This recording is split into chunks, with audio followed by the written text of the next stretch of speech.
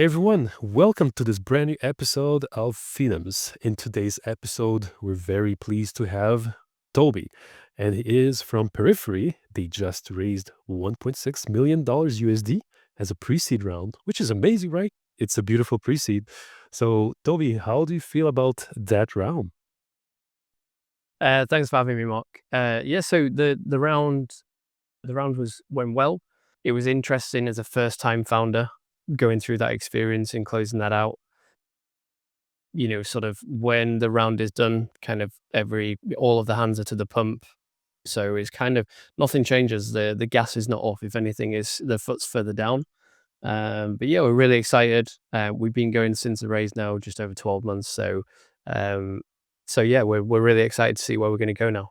Oh, this is amazing. And before you even began your first venture, can you tell us a little bit about who you were before even getting into the world of founders? Yeah, so obviously today I'm the CEO, one of the co-founders of Periphery. Where we came from and where I came from, we've been in cybersecurity now for over a decade.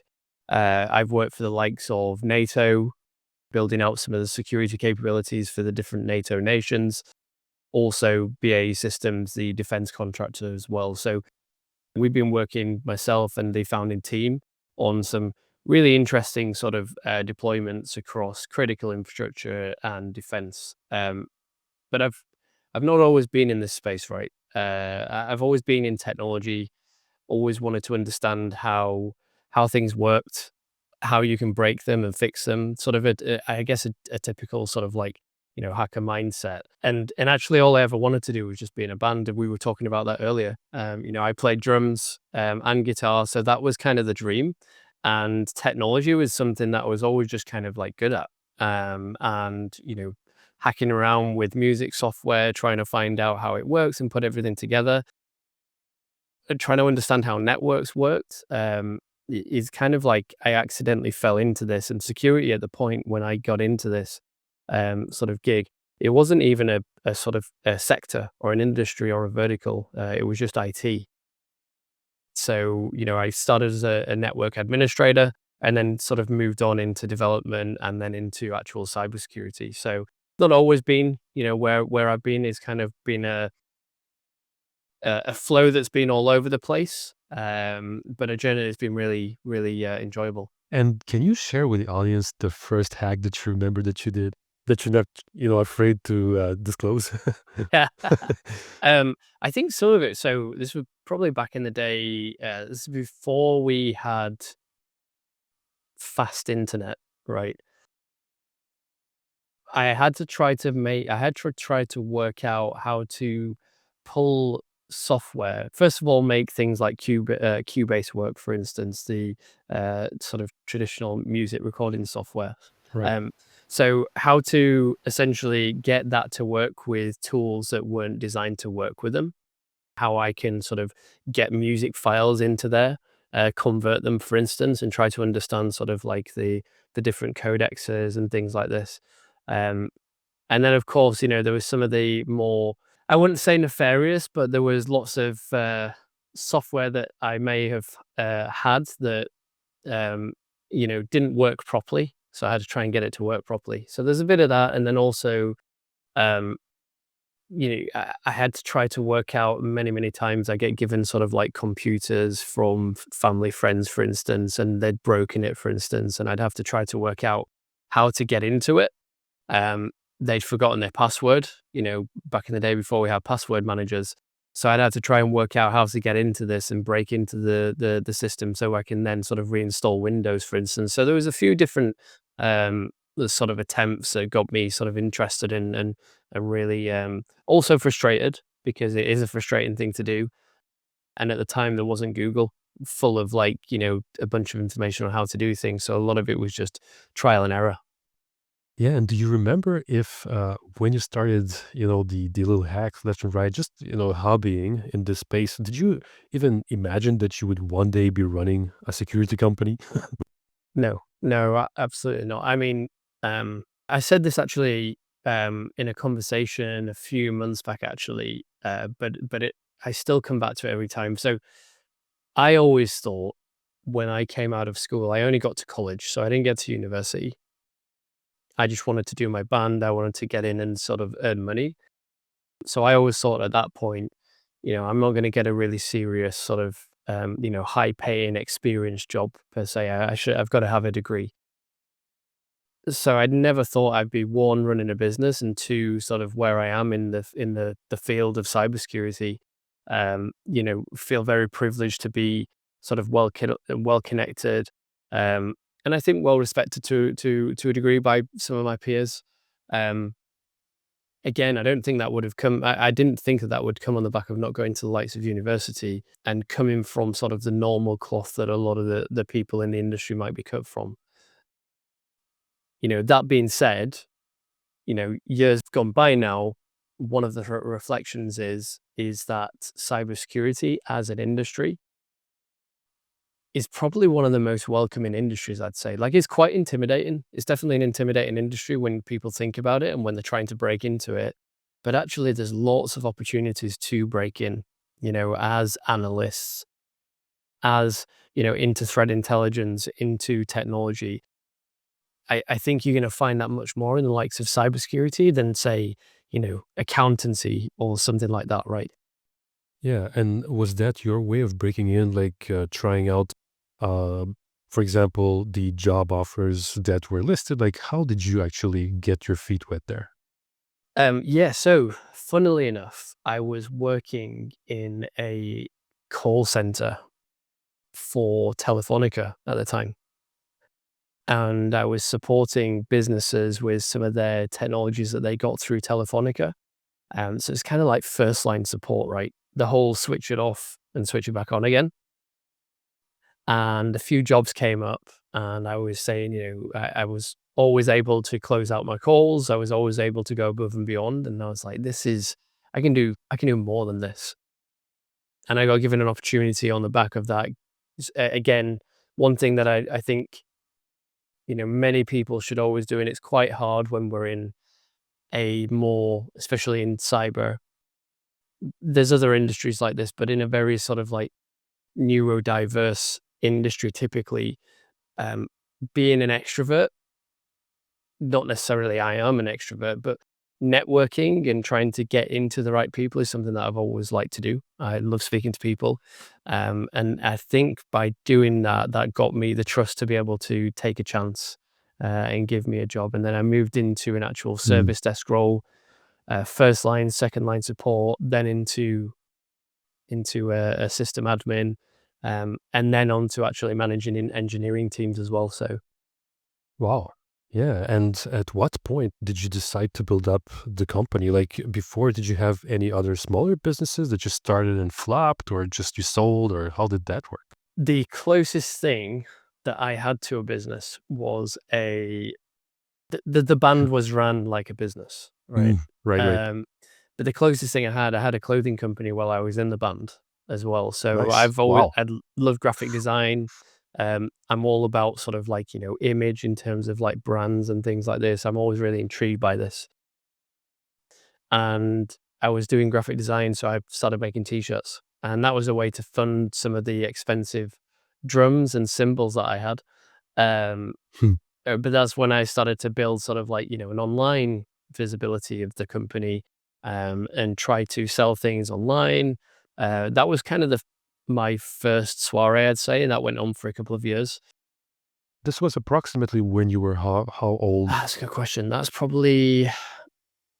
That was when I was around about 20, between about 20 to 24, 25. Okay, yeah. Yeah, so that was the first time. And then I'd done a few things in school. You know, Hmm. I was also this is random. I was also a paper boy.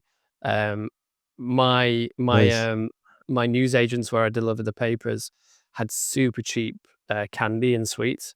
I'd go and buy some of this with my paperboy money, and then I'd take it into school, and then other kids would buy it off me, and I'd Ah, there you go. sell it with a mark. The seed was planted Yeah, right there. Yeah. exactly. So, Okay. but I'm not typically I'd say I'm not the entrepreneur that people might see that maybe And watching this or listening to this where, people just come up with ideas every night and they're like, "Hey, what could I do next?" That's not something that I've been on a journey to do. I've always been obsessed with solving problems.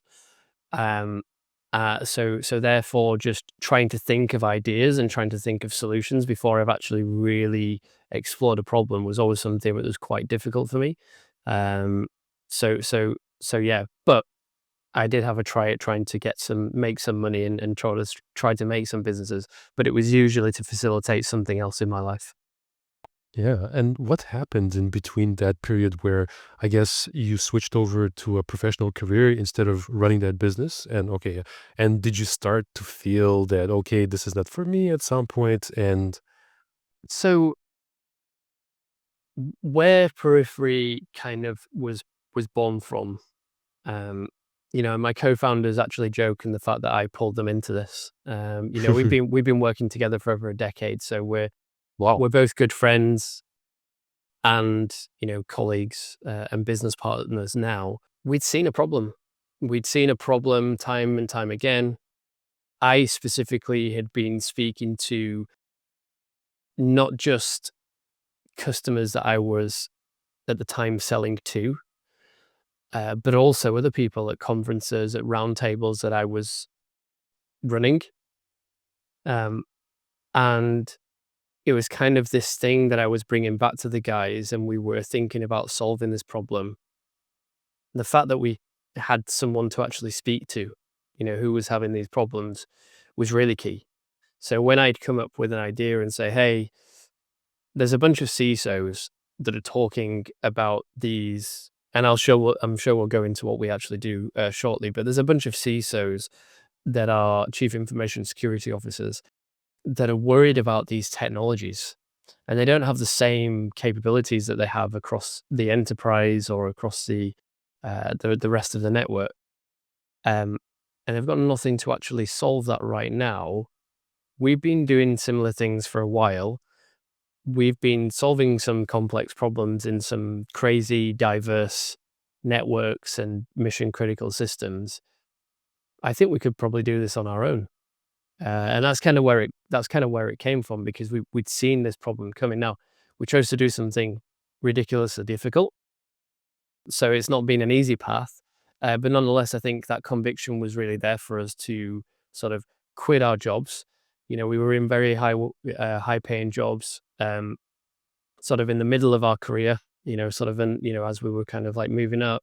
So it took a lot for us to kind of say, yeah, but let's go and do this. And then, you know, we'd all come back from Belgium. We'd be working at NATO. We were in some other jobs. I was really enjoying myself. Kane and Adam were as well.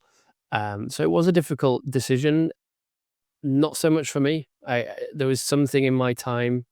Um, for a little bit more context, I decided to have a child as well Oh, during doing whoa. this. Um, That's heavy stuff, right? Like in between right. everything, even having a kid. Oh, yeah. For a lot Yeah, of but founders, it would be just a huge no because, just the time already doesn't exist and you have to invent it at this point. 100%. I did watch a couple of um inspirational sort of like videos and listen to some podcasts, and like one of the conclusions that I came to, that I would say to anyone that's going to do this, there will never be a right time to do this. Now, obviously, investors are looking for the right time on the company, on the startup, but in terms of actually starting something, there's never a good time. That's gold. You're Right. always going to have a reason to not do this. What about next quarter's commission? I've got a deal that's going to get closed, or I'm selling the house. We've got to wait for the house to sell, and then we get that bit of money, for instance, to give us some. There is never a good time. Something always comes up. Yeah, that's big. That's big. A lot of founders are juggling with a lot of responsibilities, family, studies. In different age brackets, they have completely different gravities attached to them. For sure. But this is really gold. What you're saying, there is no good time. So I appreciate that transparency. And at some point, did you have resistance when you had this idea of quitting your job? I'm guessing, family members or friends were just telling you, "Hey, you're crazy." Yeah, yeah. I still get that now, especially from my mum. she's constantly calling me asking, "Is everything okay?" She's You gonna be know, watching this, so yeah, she funnily enough, she is probably more pointed than some of our investors. She how many customers do you have now? All of this sort of stuff, and oh it's my like, god, I love that. yeah, it's like, "Mum, I'm at the family barbecue. Let's speak about this next time." But no, It's we pure love. it is. So, generally, so it's funny, my partner's from the States. There is definitely uh, sort of a difference there, being from the UK, she being from the States. My partner was really, supportive, and their family being in the US as well. So they're like, "Oh, this is really cool." My side of the family is kind of 50-50. Generally, a lot of them were like, "This is really exciting, go ahead and do it," and some of them were like, "Wow, that sounds really scary," and, like, kind of supportive, but also like, "Are you sure you wanna do this?" None of them said no, though. So all in all, it was quite positive, I think. Yeah, so you took the dive, and what were the first craziest moments when you quit that job? Did you have any like support financially, or were you just going completely blind into the fog? Tell us about that. So, when we quit our jobs, we we moved back to London for 3 months. We got into Techstars, London, into the accelerator. Um, the whole experience was actually really fun.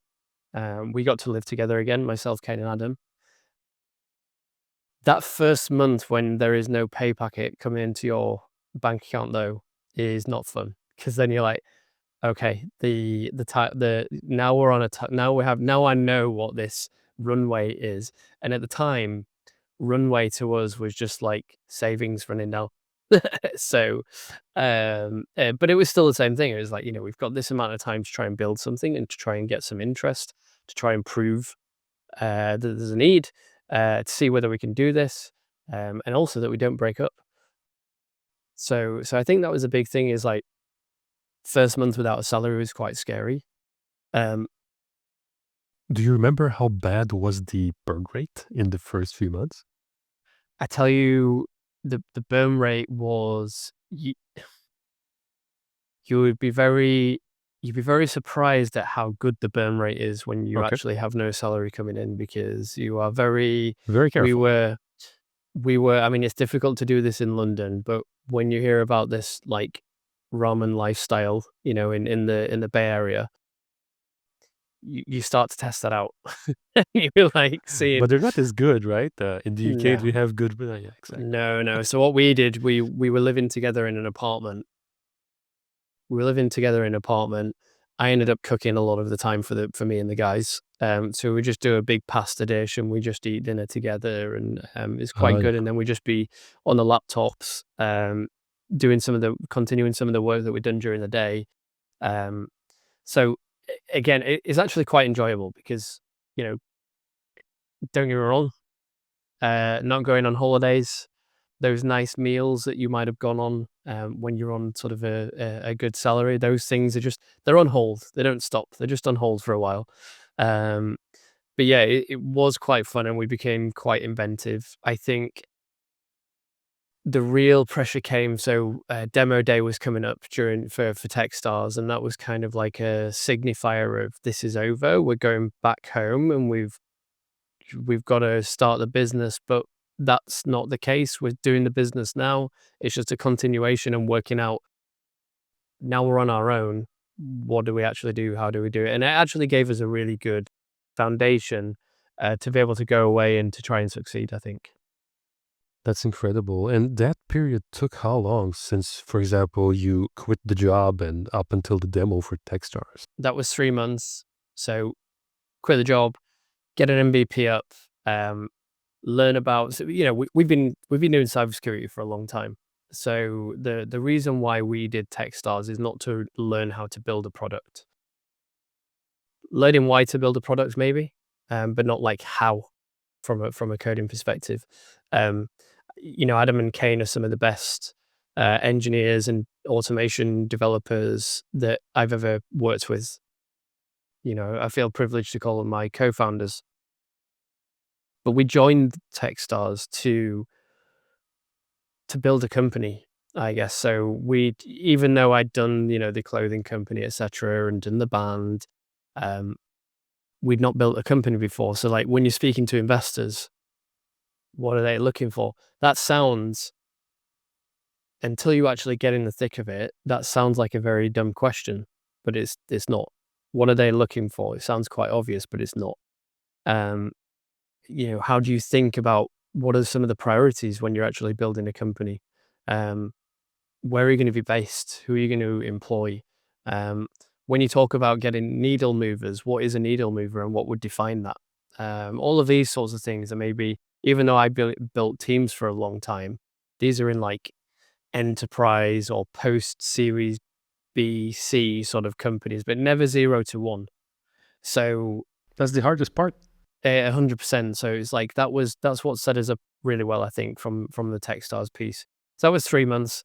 Built the MVP, got our first customer during that, and then actually that's Nice. when we started to land the term sheet for the pre-seed raise actually. So we were kind of like discussing that towards the end of Techstars, and then once Techstars came, that was when the ball started rolling and actually, filling that roundup essentially.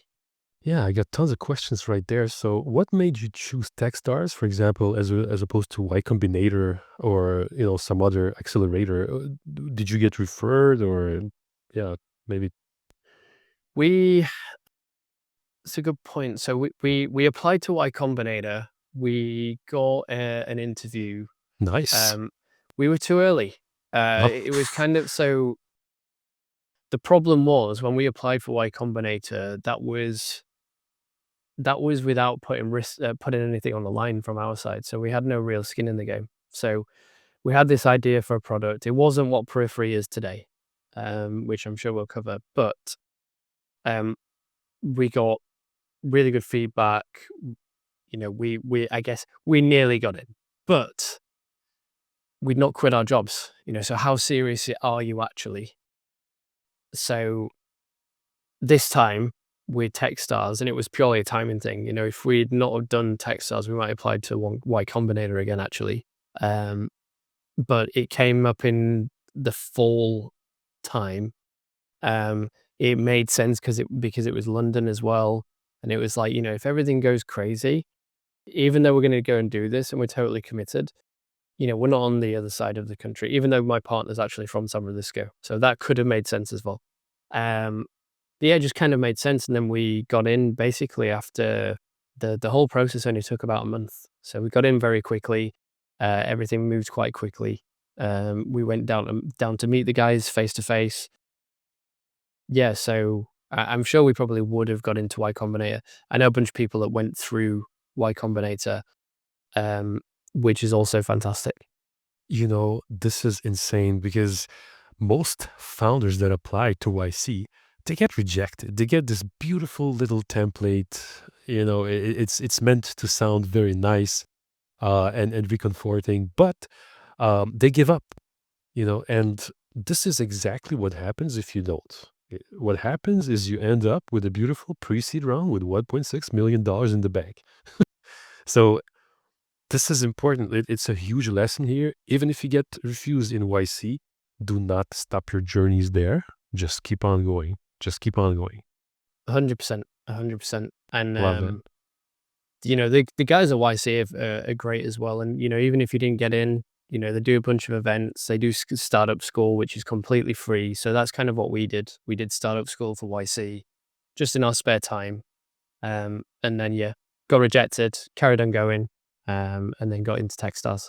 I love that. And can you tell, your experience with Techstars to the founders listening in that might be considering, applying to that accelerator?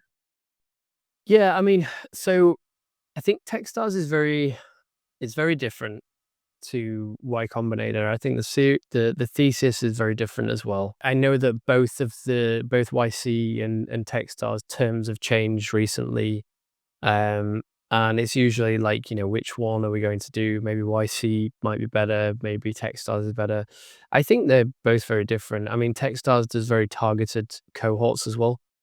So, they partner up with, sort of ecosystems in Abu Dhabi, for instance. If much of your market happens to be in the Middle East, that makes quite a lot of sense, right? So I think it's a very strategic decision, or can be a strategic decision, as to what you do. If you're doing um, a cybersecurity cohort, for instance, or London, like, most of your market is in London or Europe. Um, Now, YC has obviously absolutely fantastic partners and advisors as well. Um, I would look at maybe what fits for your business. Like, where do you plan to take the business? Um, if you're going to have a problem either way, but if you are looking to do a lifestyle business and not grow something to $1 billion, YC is probably not the one. Um, Probably Techstars isn't the one. Um, but definitely not YC, because that's what they're looking for, right? They want the next Twitter, they want the next Dropbox, they want, these sort of areas. But so do Techstars. So, I think it's just dependent on where you are and what you want to get out of growing the company, essentially. But they've both got really good ecosystems and support. And do you feel like 1.6 mil as a pre-seed is a bit oversubscribed? Because from what I remember, YC, they cut checks of approximately 500K. So as a pre-seed, right? So you had a rather healthy pre-seed at almost 3x YC's check, right? So how do you feel about that? When we did this was first of all, we're in the UK. Capital in the UK and Europe is definitely there. It's definitely flowing. Um, some people think it's maybe flowing more so than others. Um, it is definitely more calculated on risk than maybe the US, right? We feel very lucky that we were able to close this round at such a number. Um, we didn't want to go too big. For us, it wasn't about the number. It's about we do something very complex. It's, deep tech, it's cybersecurity. A lot of it is based on trust.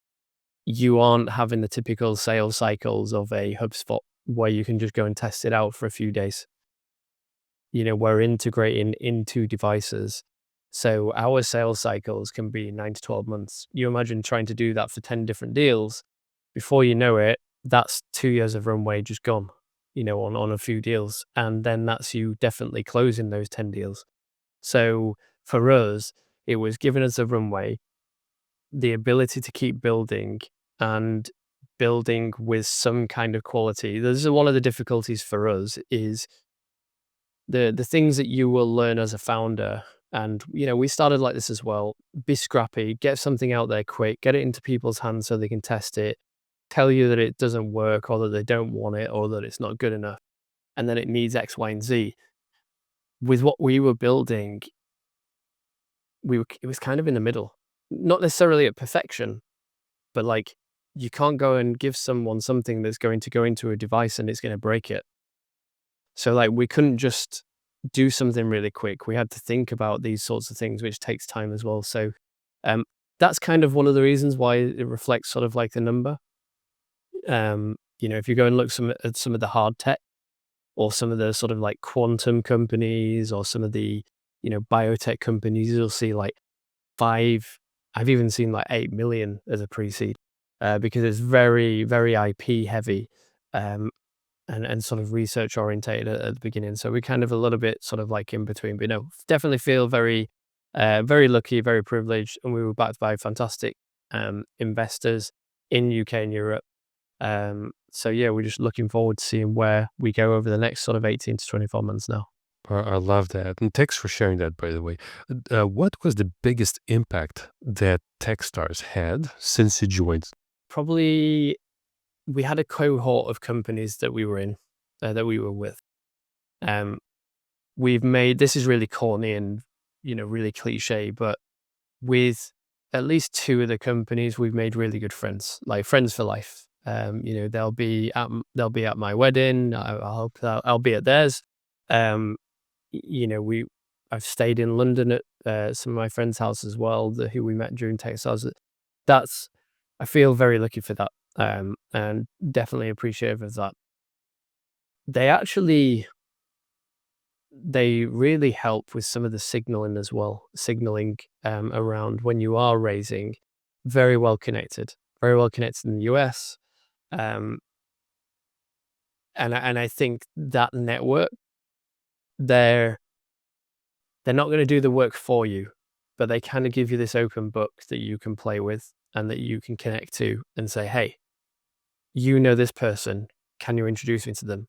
And sort of show you how to do that.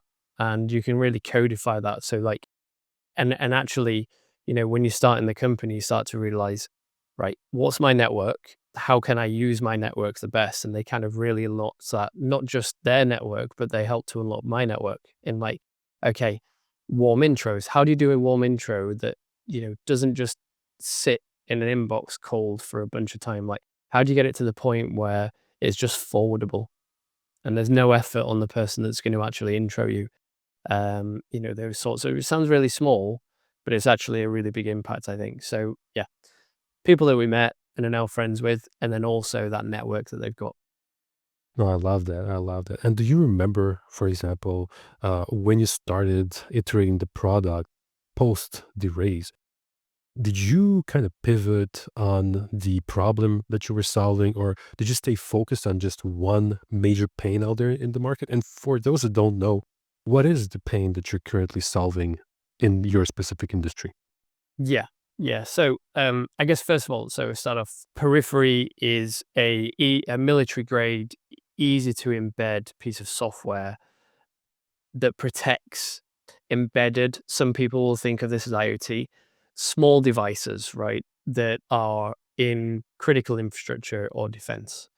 Um, Now, why we exist is we'd seen the proliferation of these technologies coming closer and closer to sensitive networks, whether that be anything from uh, sort of a defense network, could be a drone, connecting into a network or capturing data or whatever. That could be a rugged router or router, however people want to pronounce that, that's in the desert, right? That's connecting, maybe a nuclear power plant or an energy plant, and allowing the technologies to like connect with each other.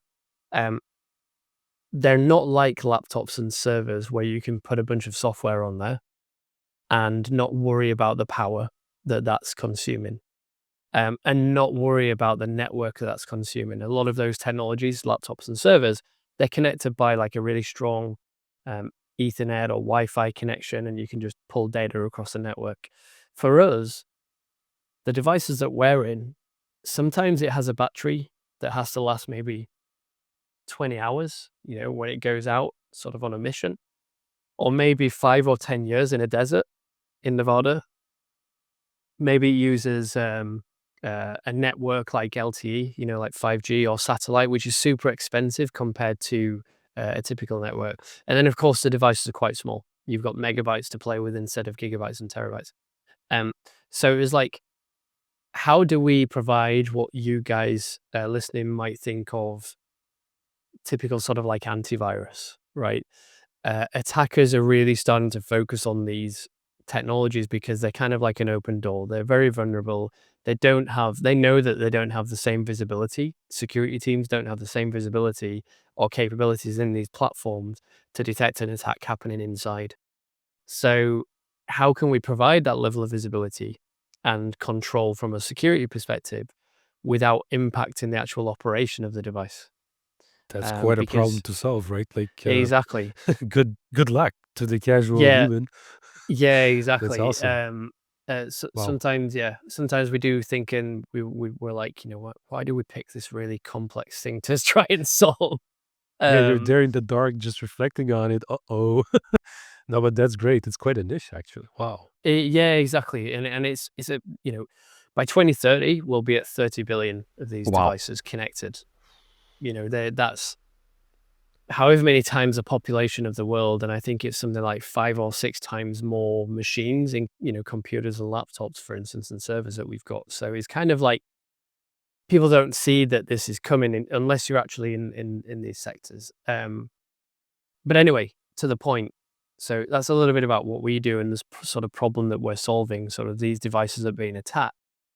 That is essentially, when we think of resilience in terms of power, in terms of defense, in terms of, think transportation, you're trying to get through gates in a train station or even on a train or in an airport. Devices like these are increasingly being targeted. So we wanted to protect these, and that's what Periphery does. Now, when we started, dual use, defense tech, deep tech, critical infrastructure, these are all quite scary things to think about. They take a long time to do things in. They take a long time to make a decision. So when we started, we were like, look, we can probably do this quicker in enterprise. Let's try and go to enterprise. And we'll dabble a little bit in critical infrastructure. That's where we're from. We know these complex networks, but let's see if we can do this. Anyway, the problem is other industries, they maybe want to wait for an attack to happen. Whereas we, in critical infrastructure and defense, they don't want to wait for an attack to happen. Right. You need to be way more on alert than just waiting, passively, right? You need to be proactive about it. Yes. Yeah, they need to be proactive. There's much more regulation. So when we started, that was the first sort of pivot. Was we'd been pulled back to the places that we were trying to stay away from because we knew that it would take time. However, what happened in the last sort of 12 months is people will be seeing what's going on in a geopolitical perspective. Defense spending is up. Countries are putting reviews in place. There's a lot of sort of, warfare going on. We were being pulled back to some of these ecosystems where it was like, look, this place here, what you're doing is quite cool. And it actually solves a problem that we have. But you need to be able to do this offline and in a really complex network. Good luck. Which is where we've worked before. So we kind of made a decision on we're going to go down that route. From a technology perspective, the biggest pivot on that was everything was cloud-based. So we were maybe not traditional SaaS, but data would come back to us. And then our machine learning, the AI that we'd built in the cloud, everything would happen in the cloud, essentially. All of the decisions, the detections, etc., would all happen in our platform. It's so smart to just outsource the processing over to the cloud instead of on hardware. Software, yeah. So that was smart, but that's not what people wanted. So what we then had to do was work out how can we make this work on the device without impact. So God. that's kind of, and that's where we are today now. So we do all of this detection and prevention.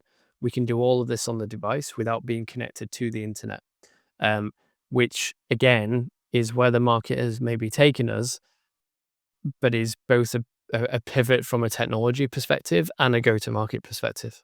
Yeah. Wow. You're up against a lot of challenges. Like, what type of mindset do you recommend to founders that are also deep entrenched into these niches?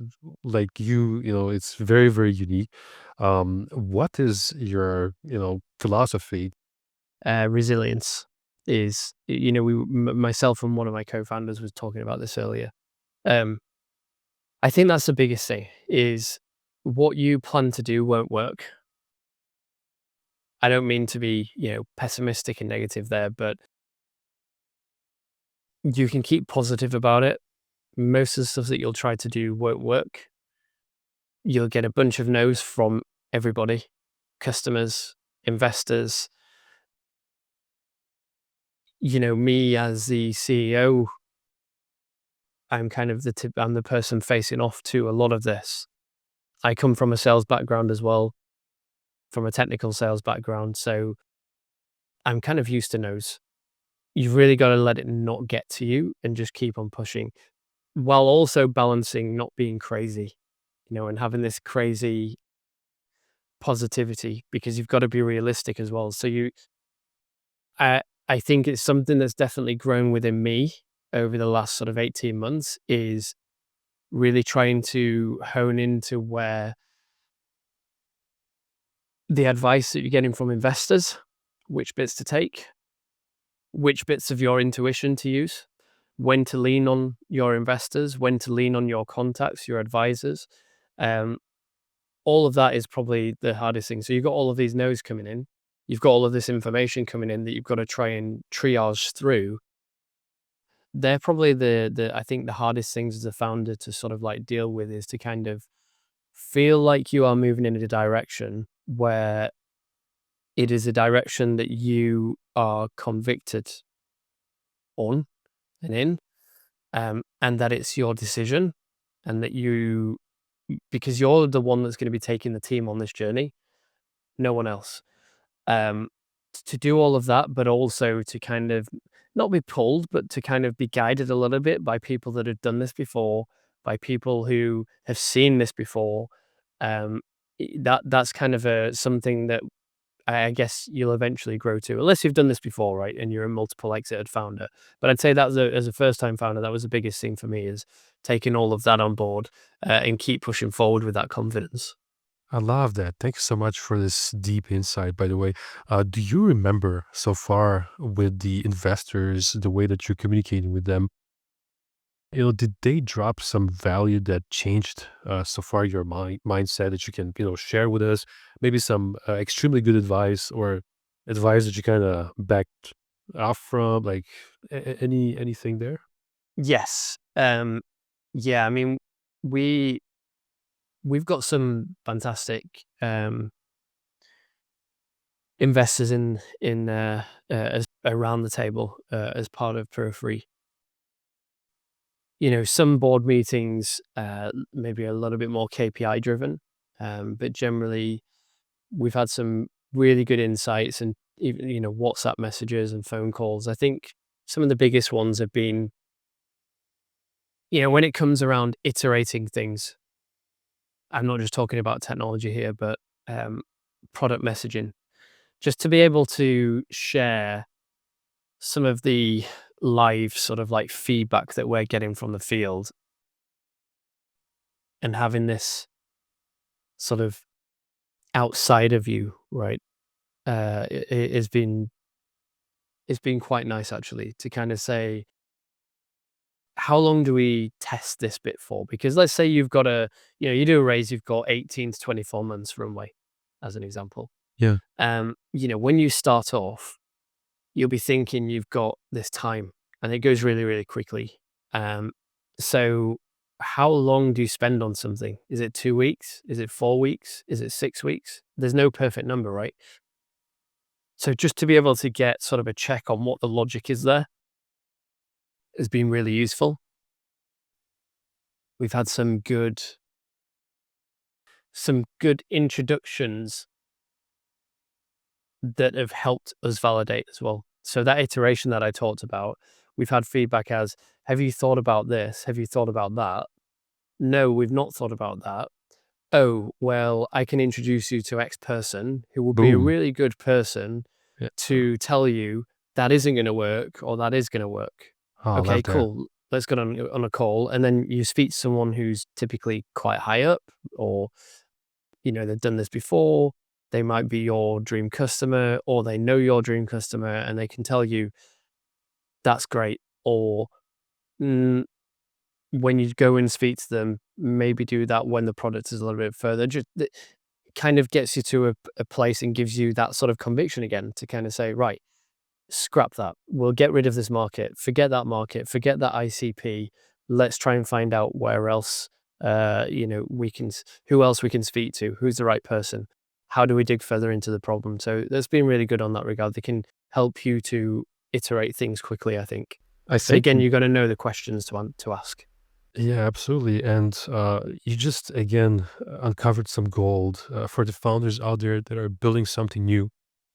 These type of intros, they can literally pivot your business into a hyper profitable position, right?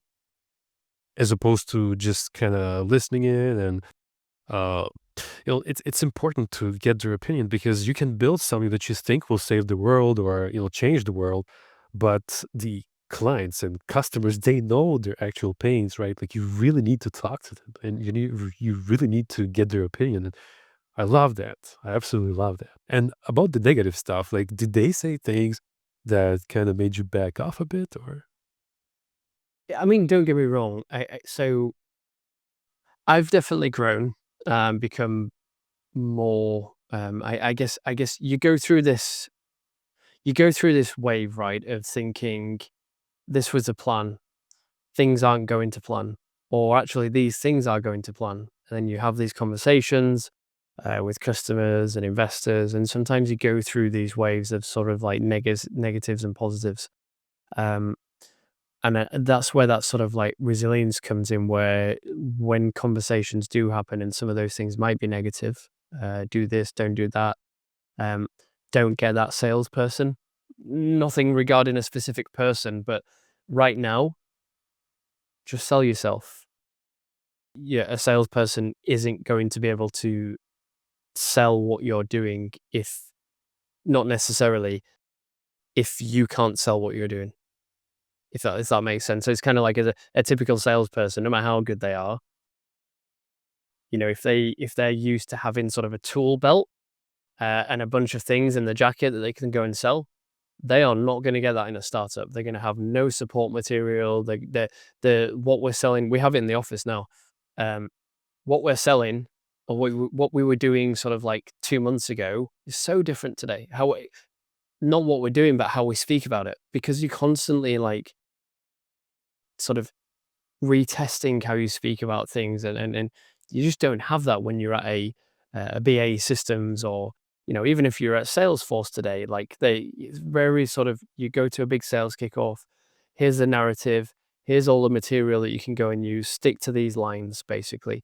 That does not happen in a startup. You're whiteboarding, right? This is what we do now. Let's get on a call and we're actually going to say this is what we do now.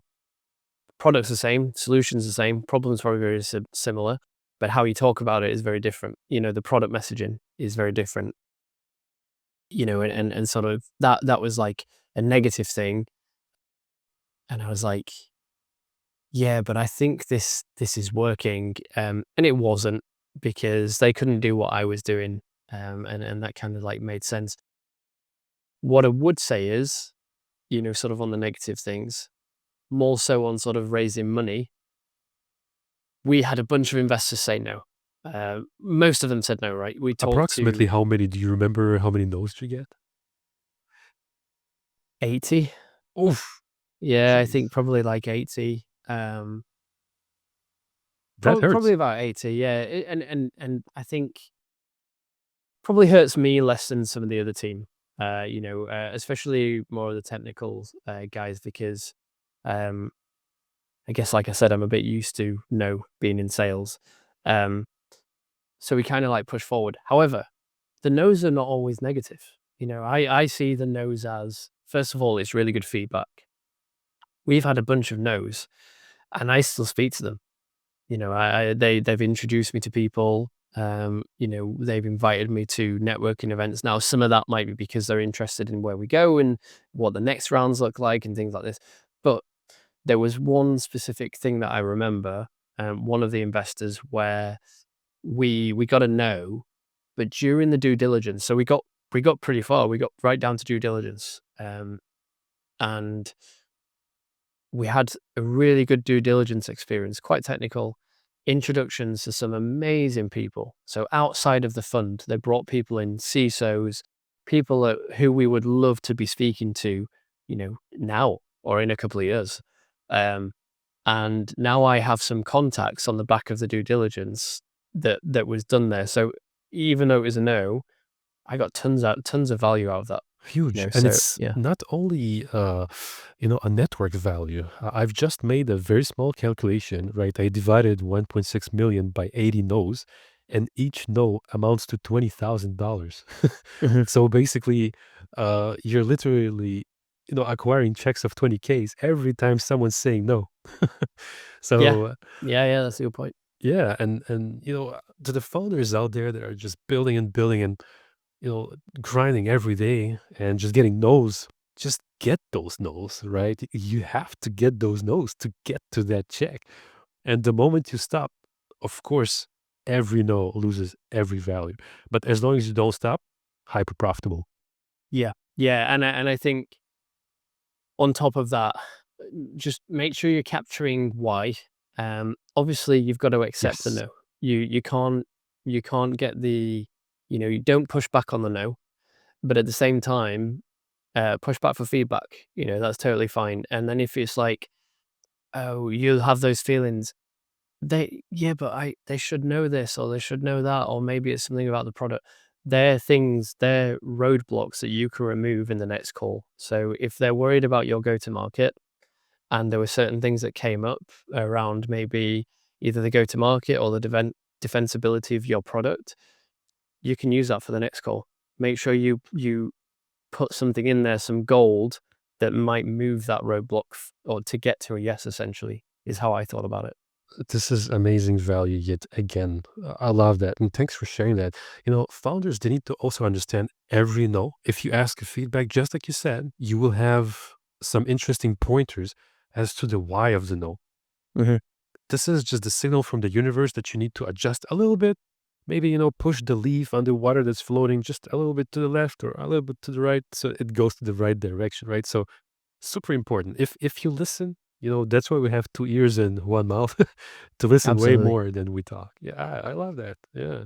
And and so far in your journey, what was the brutal experience, like the most brutal experience that you can remember? The hardest days that you were like lying on the floor thinking like, okay, yeah, I don't know if this is for me or you know, did you have days like these? Yeah, there definitely is. I think there's two that comes to mind. One, the first time the first the first bad hire that we had. When I say bad, not a bad person, really, really good actually, just wasn't the right time. So you'll have these sort of hires that will happen where you sure, no matter how much due diligence you'll do, and I'm quite an intense hirer, um, not necessarily from a questioning perspective or an interview. It's more I like to see people over and over again. Could be for a beer, could be for some dinner. It could be like I want to know them as a person. I want to know if I was to go on a road trip with them, would we both still be in the car by the end of the journey? I love that Yeah, metric. Yeah, that's a good one. um, and sort of, you can have complete conviction there in that person, um, but some people are not 0 to 1 people. Some people are not 1 to 10 people, 10 to 100, etc. So I think that first time we had to deal with that, we've only had to deal with it once. We've had a couple of contractors, but yeah, I think the first time with that was quite hard because, we really got on, and it wasn't a case of there was something wrong there. It was just it wasn't the right time for us. Um, So so the I hard think that part that time, was letting go, I guess. yeah, letting go of that person was quite difficult. I think the other piece is, even though I've been talking about this resiliency, it does get to you. That the we've had it where this deal's going to close. We've met the directors, we've met the CEOs, we've met the decision makers, we've met the person that's got the budget, that's going to sign something, that's got the order in the hand. Silence. And then you chase and you chase and you chase. Silence. And when you're sort of like, you're not necessarily putting all of your eggs in that basket, but when you're spending time on trying to close that deal, when you're an early stage business, it really just it hurts when that happens. So even though you got to keep pushing on and be resilient, it does get you. And then kind of like in day, sort of the day after, you kind of just have to regroup and think, let's just carry on. Let's do this on to the next one. And that's my job to kind of do with the team is like, that's fine. Let's move on. We got some good information. We know that there's a need there. Something's broken down. Usually there's a reason. They're moving business. Um, Maybe their business isn't doing well. They're jumping to a new job. Maybe something at home is going on. You don't know, right? You just got to push on and sort of try to find the next one essentially.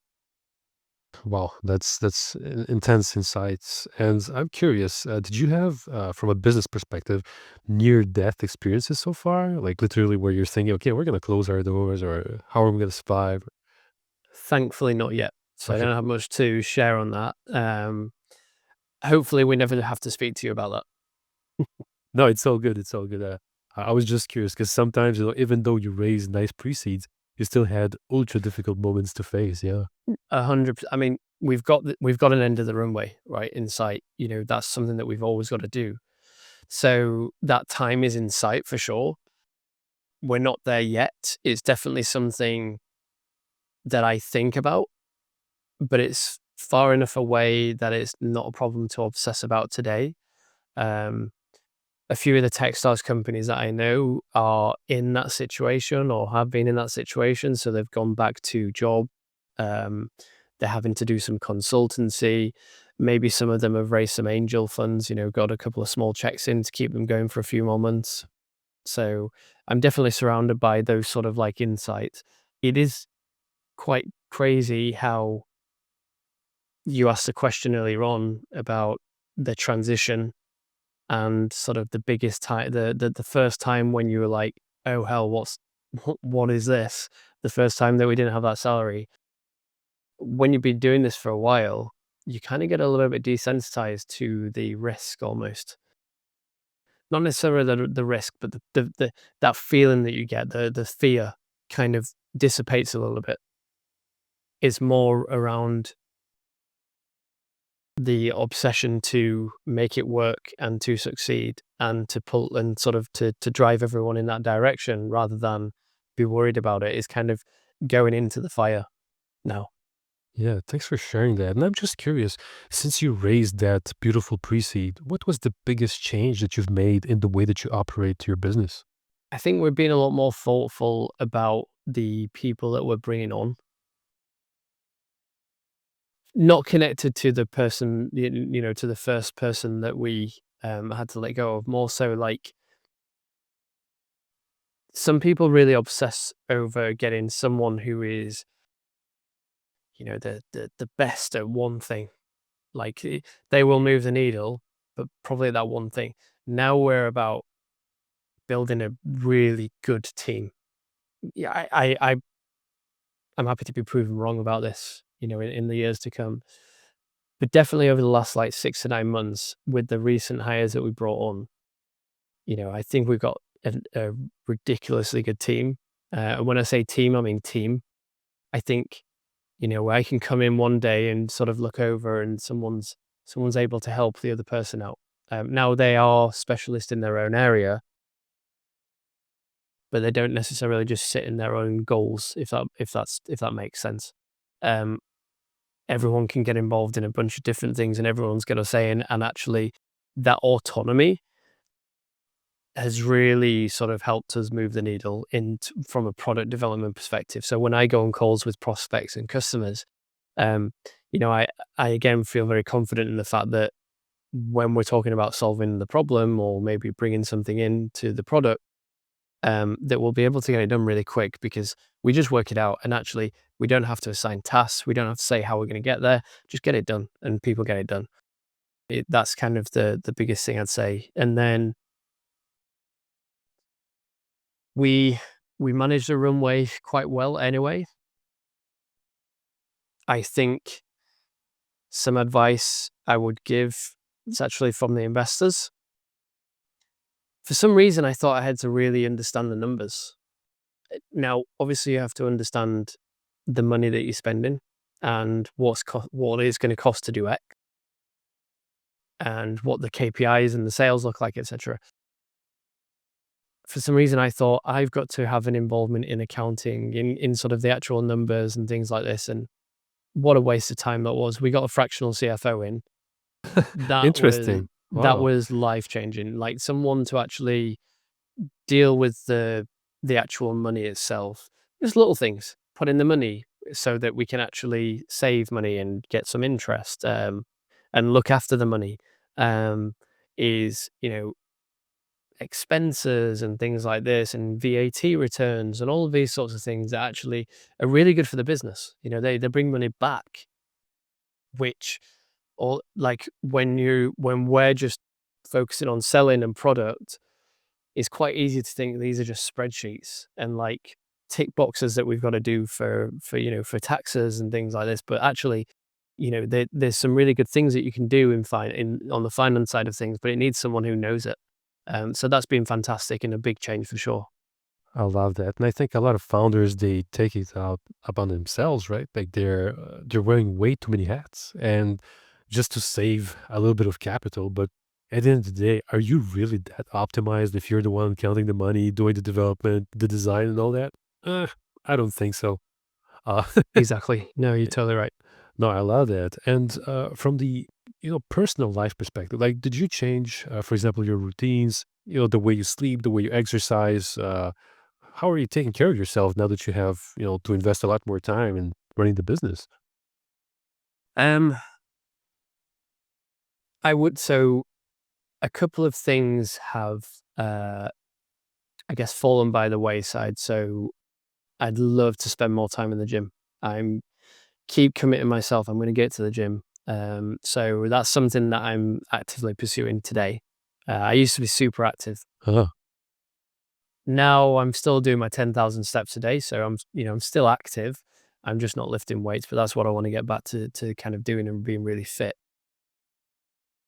It's not impacted me too much. I think typically if I look around, if I look at my fellow co-founders and other founders that we know, the sort of the mental health takes a bit of a hit. hmm Yeah. Weirdly, I decided to take on the stresses of starting the company, having a baby when we started the company, and I had another baby in March this year, Wow. which sounds super, super stressful, but there's been a knock-on effect that when I get home, I have to switch off until they go to bed. That's important. And Yeah. I think that that's been a bit of a savior in a weird way, in the fact that I make a point to do the nursery run, which gets my steps in. You just kind of have to look at how you can position things to make it more efficient and to sort of commit yourself to something. So I have to do the nursery run. That gets my 10,000 steps in every single I day. love that. Um, but then also when I get home, I take my son, I get him into bed, and then I can get back working at about 8 p.m., about 7:30, 8 p.m., have dinner with my partner still, and then I'm working. So I'm still working, really long hours, and I'm doing weekends, but Wow. I'm forced to take those breaks, which is really good. So, I do all the hours that God sends for sure. There's definitely a lot of traveling and there is a lot of compromise, but I think it's about trying to find that balance where you can. I know my other co-founders, Kane and Adam, they deal with it in their way. Maybe that's more gym, maybe more outdoor time, maybe more time with friends. But yeah, there's definitely been compromises. We're not where we want to be. I'm definitely not. But I think just being conscious of that, you're in a good spot Yeah. already, if that makes sense. Oh, thanks for sharing that. I think a lot of founders will feel in the same boat as you right now because, being fit, I think, is the foundation of running a startup, literally, because without you and your mindfulness, it's going to take a huge impact, huge Mhm. one. Absolutely. So, yeah, yeah, absolutely. So, thank you again for sharing that. And I'm curious, as we're going in for a soft landing now, where do you see this industry going in the next, 1 to 2 years? It's difficult to predict because things change so quickly, right? With brand new companies popping up, technology is changing so fast. But in your vision, like approximately, where do you see this going? Specifically for us, um, the in terms of the actual full market, it's a multi-trillion-dollar market already, or will be by 2030. I think $2 trillion in total. But where we sit, we're looking more sort of like in critical infrastructure, defense, the types of technologies that we're looking to secure. The actual security of that is over 100, billion dollars. I talked about there's going to be 30 billion of these devices connected to the internet. Um, the way that the world is moving today, and I don't just mean like it's not just AI, right? But if you look at where the economics in the world is taking us, what AI is doing in terms of refocusing and giving us new ways to use technology for different things, that it connects very, very well with the story of embedded or IoT devices or edge devices. So a couple of examples. Look at defense. You've got Huge industry. The you've biggest. got yeah, exactly. You want to take though, and this isn't just like the sort of war in Ukraine, for instance, or what we're seeing in the Middle East. You look at tanks, you look at reconnaissance planes and things like this. There is no need to put warfighters in in risky zones where they don't need to be there. Thanks for saying that. I love the fact that you mentioned this. It's important because a person equals family. They have feelings, they have a future, they have dreams. They don't need to be there, right? Yes. And I think, it's quite difficult because many people think, yes, but that's taking a job away. I think, and I'm kind of going on a tangent here, but we have to think of how we have to reimagine what those roles are now in a new world. So there's a great company out there, a German company, Quantum Systems. They one of the founders has this great quote about the future is unmanned. And that couldn't be any more correct, right? Planes, think boats, for instance, think search and rescue. Why do we have to wait to get a bunch of people together, maybe 30 minutes, to go and potentially save a life that's on in the middle of the Lake District in the UK, for instance, when you could send a drone out there to actually go and find someone while that's sort of like happening, while you're getting all of the actual paramedics out, etc. Like, the search and rescue should be able to start now and get out there really quick. And you shouldn't need a human to be able to do that. So, and the same with when you're going to check, nuclear activity and things like this. You don't need to put people in those risky zones where they might get some sort of, radioactive effects. So there's a bit of that.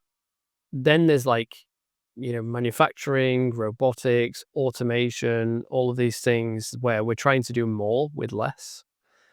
This is all enabled by the devices that we're trying to protect, which is collecting data, sensing things in the physical environment with digital products. The issue is, every time we do that and every time we add an additional device, it adds attack surface and more opportunity for threat actors, for cyber attacks, essentially, because they're connecting into a network. Even though they're delivering great insights and enabling business objectives, they do increase risk. So I see this going only one way, which is more, which is, which I'm going to say, right, from a business perspective, but regulations are going in the same way. So we've got EU CRA that's being put into force.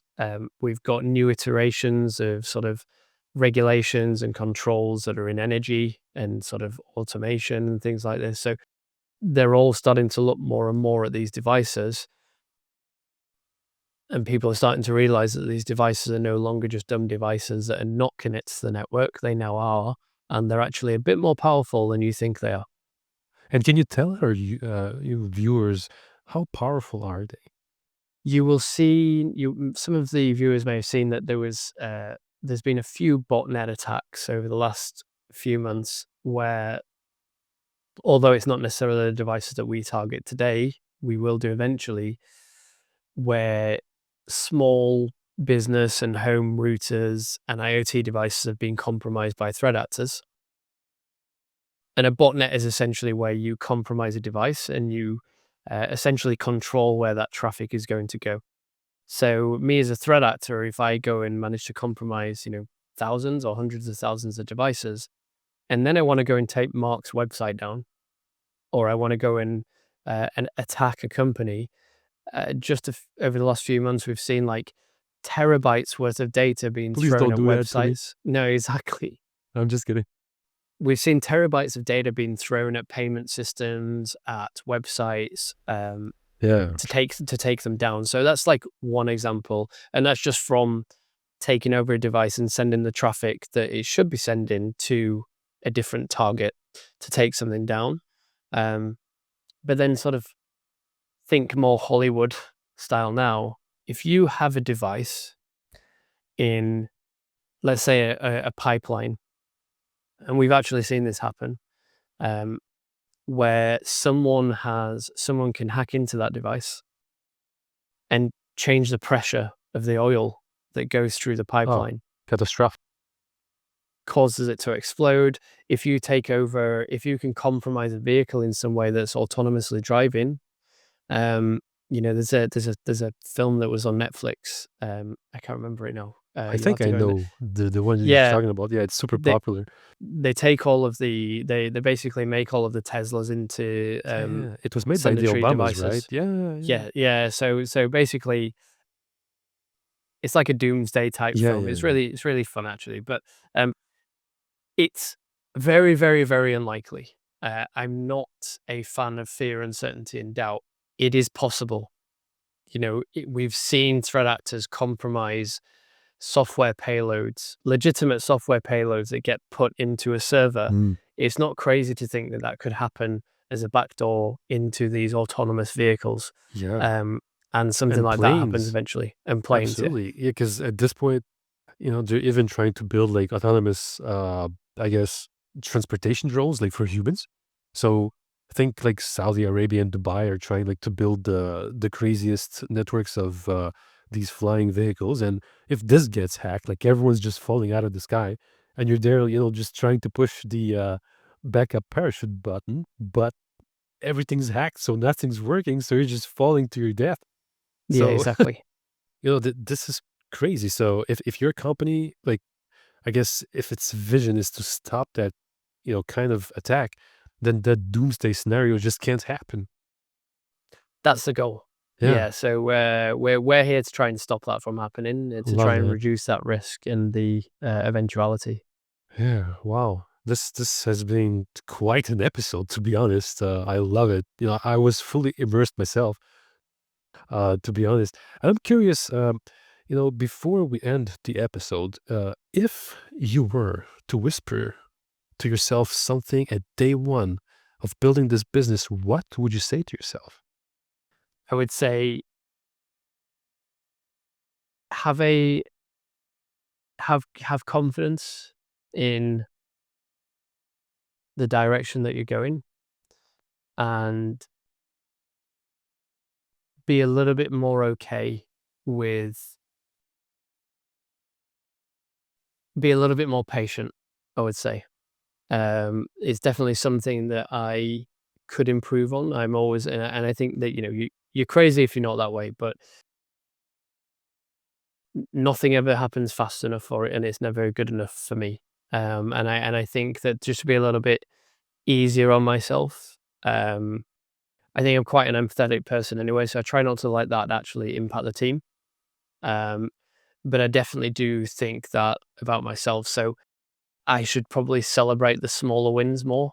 My partner's telling me that all the time. It's not, until something actually happens, there's nothing to celebrate in my mind. But actually, there are little bits in between that are okay to celebrate. And I'd say that just those little things, it's okay to give yourself a pat on the back. I love it. I love it. And I think the founders listening in probably found tons of gold in this episode. So really appreciate this, Toby. Um, for everyone listening in, if you found this episode helpful, feel free to hit that little like button. It's free. And of course, subscribe so that you don't miss these insanely valuable episodes in the future. Thanks for joining us today. All right. See you in the next one. Cheers. Thank you. Thank you.